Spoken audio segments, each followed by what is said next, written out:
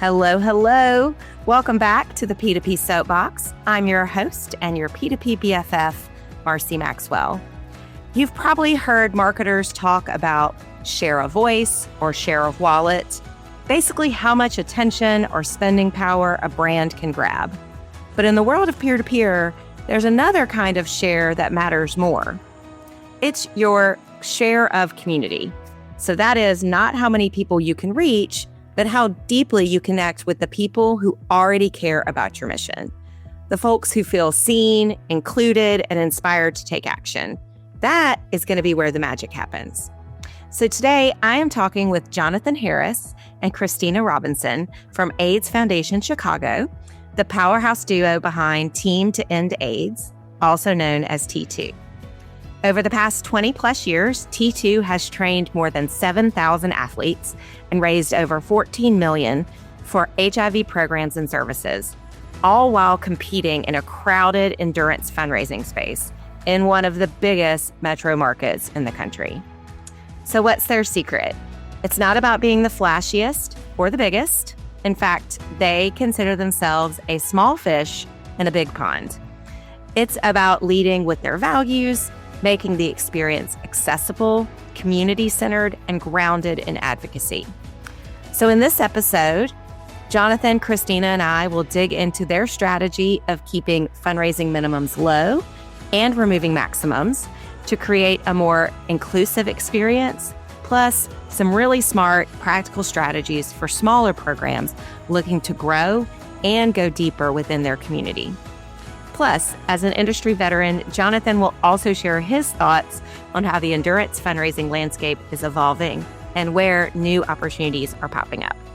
So let's jump right in to my conversation with AIDS Foundation Chicago's Jonathan Harris and Christina Robinson.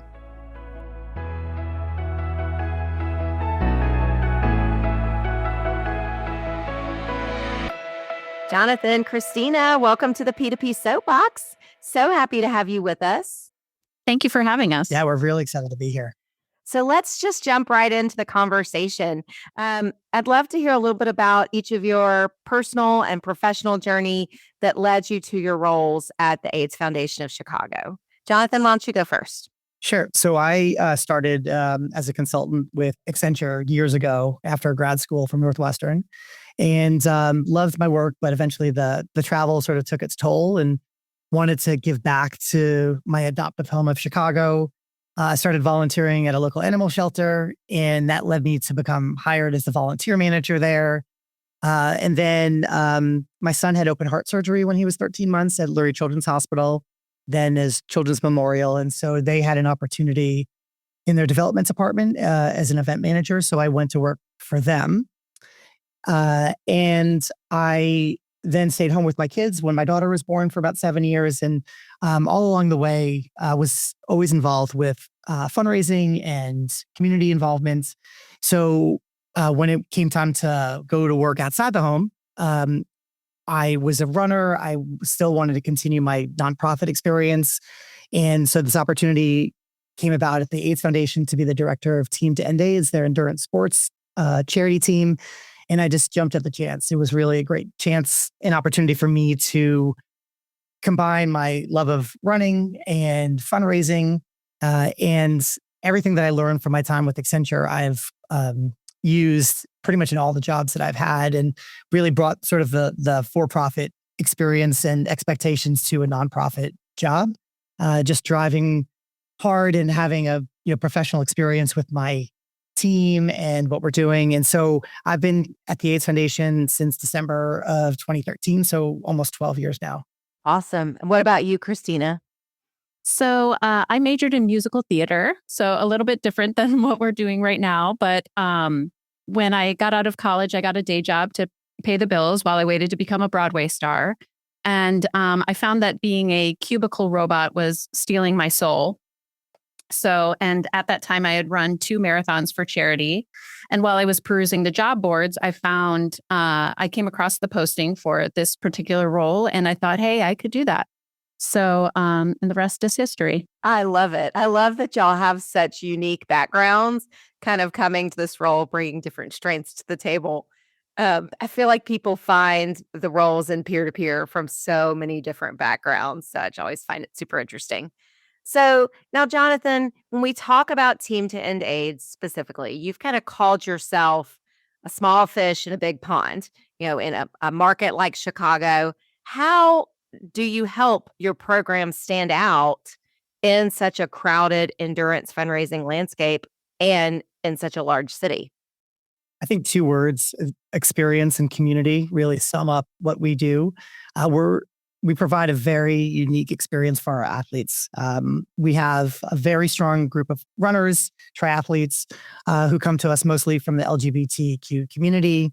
And we work really hard to make sure that they feel seen and they feel welcomed and that they are fully prepared to be successful both through fundraising and on event day with running.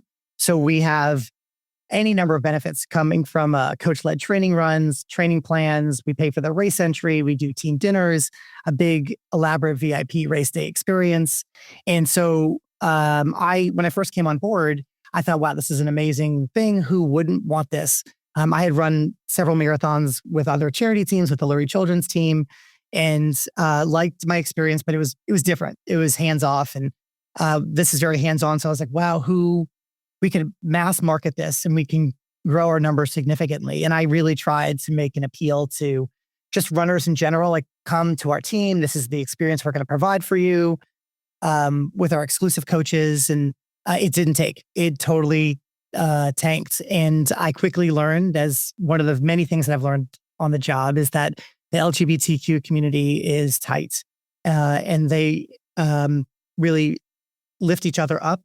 And so we realized that getting sort of share of a smaller community and making them feel appreciated and realize that the services that the AIDS Foundation of Chicago provides is largely going to the LGBTQ community.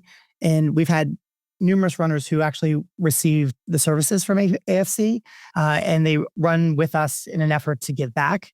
They're not feeling marginalized. They're not feeling as though they're uncomfortable, because running can be uncomfortable. And if we can eliminate that experience, we have pacer groups, we have coaches who are exclusive just to our teams. And so we have spotlight athletes every week, and they will address the athletes at our long run on Saturday mornings. And very often they'll tell us why they came to T2. It's for a friend or a family member that they're running in memory of, or someone, maybe they receive services from AFC. But very often we've found that also being HIV positive is another stigma within the gay community. So it's one thing to come out as gay to friends and family. It's another thing to come out as HIV positive. And we've had athletes who have come out to the team first before they're even willing to talk to their family about their status, because they know that they're not being judged, that they're not being criticized, and that they can be themselves. And it's quite emotional, and it really motivates the rest of the athletes on that run and throughout the season. And so we have over 300 runners on the team every year. And to tell you the truth, they all have a different story and a different motivation for why they run with us. And a lot of it comes down to the experience, but it also comes down to really the community and the family that is a result of who our participants are. Absolutely. I feel like there's so much for us to unpack in that, about the community, the experience, the fundraising, the stigma. Let's start a little bit with the fundraising. So, Christina, I know, one of the hallmarks of an endurance program is a fundraising minimum. That is one of the things that sets it apart from some of the larger mass market walk programs. The Team to End AIDS keeps your fundraising minimums lower than maybe a lot of the others in the space. Obviously, no set maximums. Talk a little bit about that approach and how it kind of shapes your participant experience. Definitely. So we want the program to be accessible to people from many backgrounds, especially because the population that AIDS Foundation Chicago serves can be unhoused or without connection to medical care, without medication, things like that. So it really feels disingenuous if we set our minimums so high that people can't access that. So we understand that our ultimate goal is to fundraise, but we like to do so by having many people raise the minimum as opposed to having a few raise a lot. Well, and I think, Jonathan, I know you also said that it's avoiding becoming that elite charity, right? It's staying accessible. How do you balance the program's value with the reality of needing to raise funds for the people that you serve who are facing such basic needs? We don't want to be a gatekeeper to prevent entry into the endurance sports world to anyone.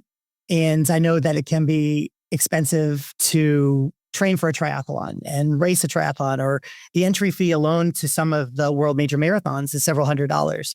And so we don't want someone to say, I would love to run the Chicago or New York City marathons, but I just can't afford to do it.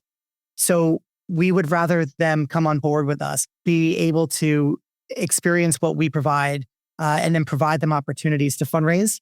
We've had many athletes who receive services, were previously homeless, and are now back on their feet, but want to give back, but they don't necessarily have the connections and the networking or the corporate matching that a lot of our other runners do. So I would probably say that about 20% of our athletes make up 80% of our fundraising when it comes to people who surpass the fundraising minimums. And it's important that we keep in mind who our services or our funds are providing services for. We do not receive any government funding. We are privately funded. Team to End AIDS does not receive any government funding. We then the money that we raise goes to unrestricted needs for the AIDS Foundation, whereas a lot of the money that we do receive comes from government grants and funds, and it's specifically earmarked for certain programs. So by allowing runners to join without having the need or worry about how they're going to fundraise, I think they have a good experience.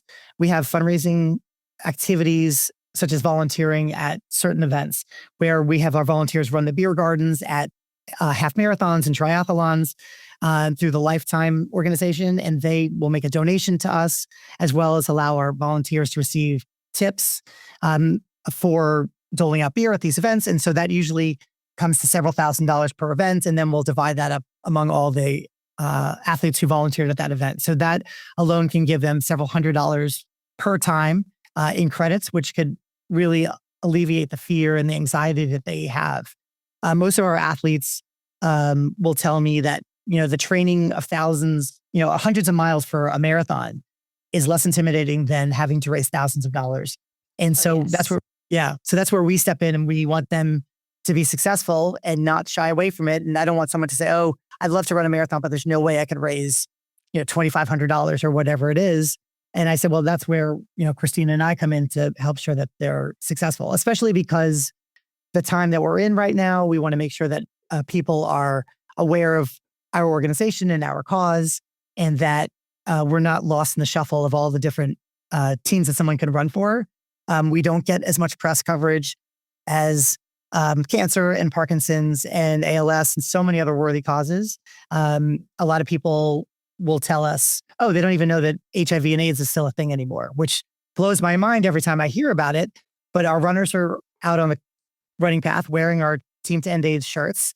They're brand ambassadors for the team and for the cause. And they advocate for what we do and the services that we provide. And so we want to make sure that it's a good experience, and anything that we can do to alleviate any concerns, we do. I mean, we are elite in a way that we are at the world majors. We're expanding our reach internationally, but we do have smaller teams. I think Chicago, we have the most runners, about 250. We're in New York, we have 50 runners. We'll be at Tokyo with 15. So we run the range of team size, but just having a presence at these different events helps build our brand, helps build awareness for the cause. And then hopefully Christina and I do what we do best in making sure that they're successful with raising the funds. I used to always kind of counter back when people say fundraising is scary. And I would say, fundraising isn't scary. Cancer is scary, or something like that. And that was a tongue-in-cheek kind of way of saying it. But I think it's very easy for us as fundraising professionals to say that, as opposed to other people who've maybe never told their story about a connection to a cause, or never have been in any kind of even professional situation where they've asked people for money. Like, the reality is, it is scary to a lot of people. And I love some of the things that y'all are doing to kind of ease that initial burden. Because I also think fundraising is addictive. I used to say it was like, I'm going to date myself, but like when you used to always get an email and it would be the "you've got mail," like every time you get a donation, you get that notice, it starts to become, that adrenaline and that excitement. We had some stories like people would come to us with all these grandiose plans of how they're going to fundraise. And then we sit them down and we say, talk to us about like what you do. And one year, there was a female runner who said that, she makes pickles. She just makes, pickles for fun. I said, well, that's your fundraiser right there. You don't need to throw this elaborate party. Just keep it simple. We have people who lead workout classes. Whatever their hobby is, we say monetize that. Yeah. And they seem, oh, right, that's so much easier than taking on this whole new task. And then I'll often tell people, and something I learned at the peer-to-peer forum was you have the top 30 fundraising programs, and then you say they all pale in comparison to the Girl Scout cookies campaign. Oh yeah. And And so then I tell people, I'm like, well, how many times have you bought Girl Scout cookies from your friends or your neighbors or your coworkers? I'm like, well, whatever, remember what comes around goes around. Now it's your turn to hit them up or whatever they came to you to support, be it cookie sales, be it a walkathon or whatever. And then people are like, oh yeah, right, I did support my friend in their campaign last year or 2 years ago. And so anything we could kind of remind them of and make it seem simpler helps the process. So beyond the fundraising, so Christina, I know you talk a lot about, how you work to make this a meaningful and an inclusive experience for the participants. How do you really keep that as at the center as the program evolves, both into new markets, as you have larger teams? What does that look like? So building off of what Jonathan said earlier about our featured athlete, I think that's a really important part of our program. Every Saturday morning, we have someone speak, and we try to choose new people each year because we do have a lot of alumni athletes who come back. And they talk about why they joined T2 or why the cause is important to them. And I think that this is important because we're starting off their run remembering the cause. Because many times when you're training for a marathon, all you're thinking about is, I have to get these miles in. I have to get my nutrition right. I have to do strength training. I have to, do some speed work. And we want to remind them that this cause is important and what AFC does is really important. And I think this allows our runners to form bonds over similar lived experiences. They connect over their LGBTQ identity, they connect over their HIV status, and there's still a lot of stigma surrounding those, surrounding HIV status and LGBTQ rights. And so I think it's important that we foster this safe space and safe community for our athletes. So Jonathan, you've been around the endurance space for a while. You mentioned some of the ones that you've run. So I think we've seen some shifts, right, in the endurance space over time, especially with COVID, with races having to be discontinued for a year or year and a half. How do you see the field rebounding? What are you seeing in terms of new challenges or kind of new openings or opportunities? I think that 2020 was definitely a challenge for everybody, especially when races got canceled. We had opened registration months before in October of 2019, I remember. And so people were on board. And when we approached them with, here's the situation, these races are canceled, a lot of our runners said, it's okay, I'm going to fundraise for you. And we sort of lowered the minimums and we created a team environment again to saying, hey, whether these races happen or not, AFC still needs your support. And people really came out in droves, and maybe they didn't reach their minimums that they originally intended to, but they continued their campaigns. And so since COVID, our team has only grown in numbers. I feel like the World Major Marathons has made it very popular to run those races. And we've grown our numbers and our revenue significantly with those races. The challenge that we still see are for races that don't sell out, that don't have a lottery. People just signing up with us, being altruistic, saying, hey, I have an entry to X marathon. I'd like to run for you. We do have a DIY option. We call it individual challenge. And we have plenty of people who will do an Ironman or they'll do a walk on their own. But those are, smaller numbers.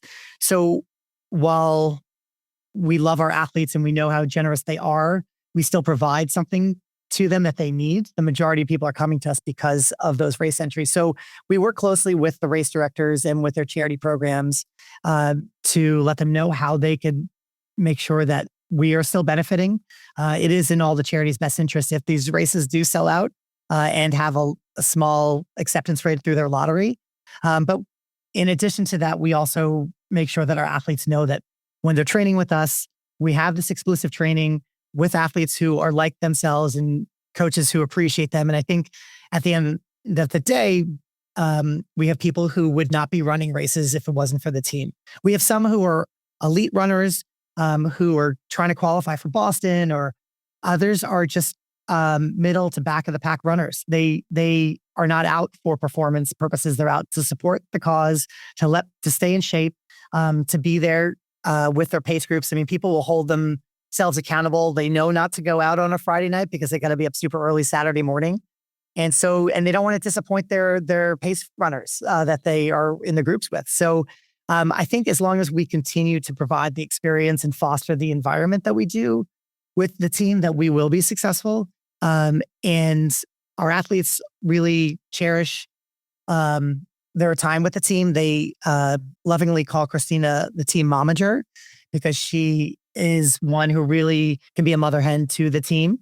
And she knows that every now and then they will need hugs and they will need support. And we're not bashful about giving it to them. And it's emotional to run a marathon. And it's a challenge just to get to the start line. So we want to celebrate them and are appreciating them for what they do. So while we continue to grow the events that we are a part of, because that's where a lot of our athletes want to go to, we have our core events in Chicago that we support, and we provide these entries and training experiences and race day experiences too. And we have year-end parties, and we continue to see our athletes, throughout the year. And even when they're running races that are not part of our portfolio, sort of in the off season, they are still wearing their gear. They're wearing it around town, which says a lot to me. And I'm really proud of the fact that they love their experience enough that they want to celebrate it all year round. You have often talked about, and you said this earlier, the term share of community, which I'm going to say it so many times that I'm going to effectively steal it from you.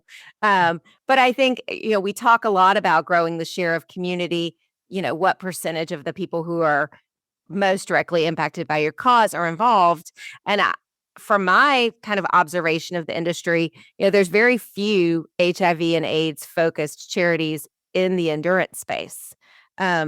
So how are you looking at kind of growing that share of community, even beyond the confines of Chicago, getting more people fundraising for your mission through endurance?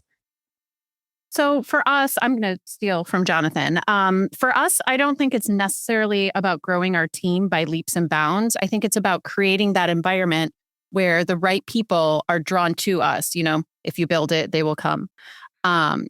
But I think it's important to note that our retention rate is over 50%. Wow. We are mostly alumni, and that of the new athletes that are recruited, 30% of them are referred to us by current and former teammates. So we are really a family, and anybody new that joins is already welcome into the family. So, obviously we want our team to be humongous, but we really want to foster that community. And I think that's really important.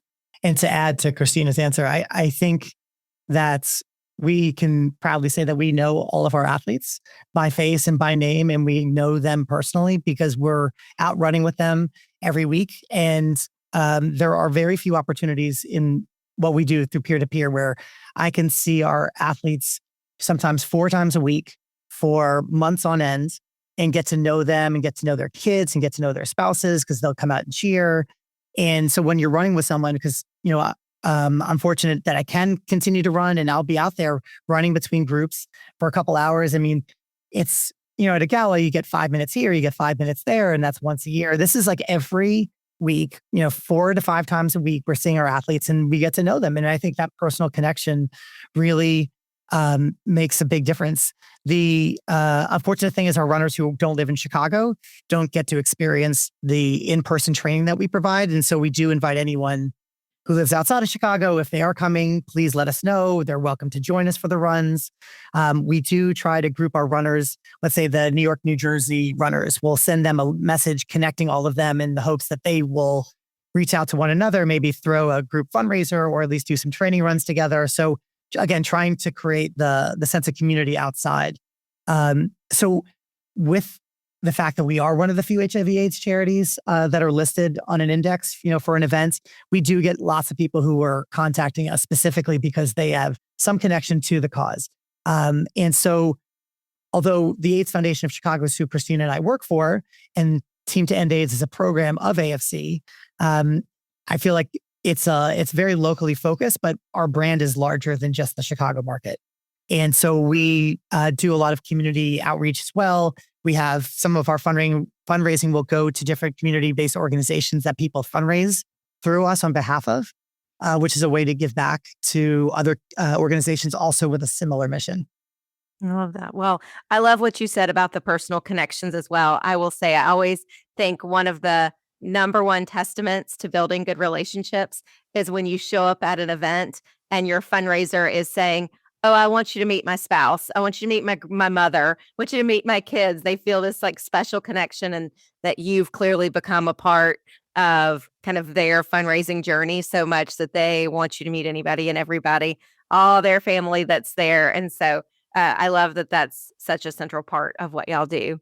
Yeah, we have lots of family members on the team. We have, when you register with T2, you can register as an individual or as a team. And many oftentimes the teams within T2 are siblings, their parents with children, their spouses, any combination of family relations. And it's nice to see because they will recruit each other. They will they will lift each other up. And it's kind of nice. We have a longtime mother and son who've been on our team, and they hold each other accountable by saying, hey, I don't really feel like it today. And then the other one says, no, we got to get out to the team, run. They're expecting us. And it's nice to see. And, that longevity. And then they get a big team to come out on race day to cheer for them. And we make cheer shirts for the family members, for the kids and for the adults. And we do a lot. We've had athletes who have gotten engaged at our race day space prior to a race. Love it. They've gotten engaged at the finish line. Last year, we had a couple who had gotten engaged at the finish line of the Chicago Marathon choose to get married at our race day space out of the Chicago Marathon, which was amazing. So the fact that they want to celebrate these life events with us and be a part of it is a testament, I think, to the team and to the job that Christina and I have done.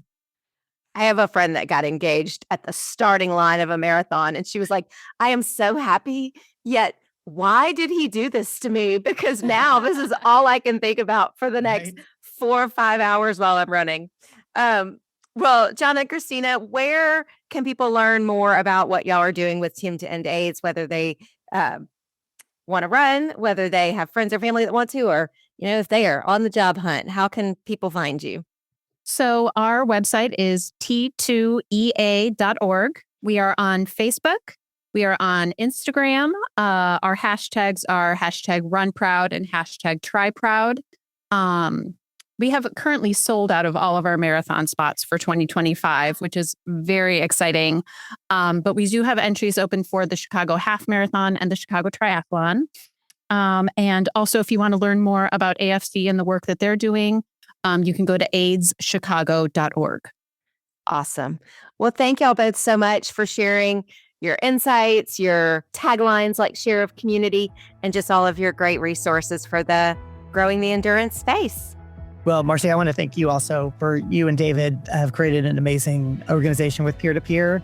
And I've gone to the conference many times, and I always enjoy the networking and the topics. I really think you really help improve the overall community with how we contribute and can help each other. There are Facebook groups of charity directors, and we talk all the time. And it's a revolving door. There's always new people. And so we, as older folks, I guess, or longer tenured, I should say. I'm not old, Jonathan. No, longer tenured people love to help out the other folks instead of having to reinvent the wheel. Because what I've always found is that people will join our team for a specific reason, and their supporters are supporting our runners. So if our runner were to run with another organization, that's where they would throw their support. Sure. So it's important that everyone is successful. And I'm not looking at another charity as like competition necessarily, because I think we have people who really believe in what we do, as other charities have belief in their thing. And so I think if we could all, high tide rises all boats. Absolutely. Is kind of the idea behind it. So thank you to you and David and to your whole team, because I think you have helped us be better at our jobs, as well as the community has benefited. So thanks. Hear, hear. I'm going to slip you that Starbucks gift card after this for those kind words. Thank y'all so much for joining us, and we will see y'all on our next episode. The P2P Soap Box is produced in partnership with True Story FM. Engineering by Pete Wright. Music this week is by Balloon Planet. If your podcast app allows ratings and reviews, we hope you'll consider doing just that for our show. But the best thing that you can do to support the P2P Soap Box is simply to share the show with a friend or colleague. Thank you for listening.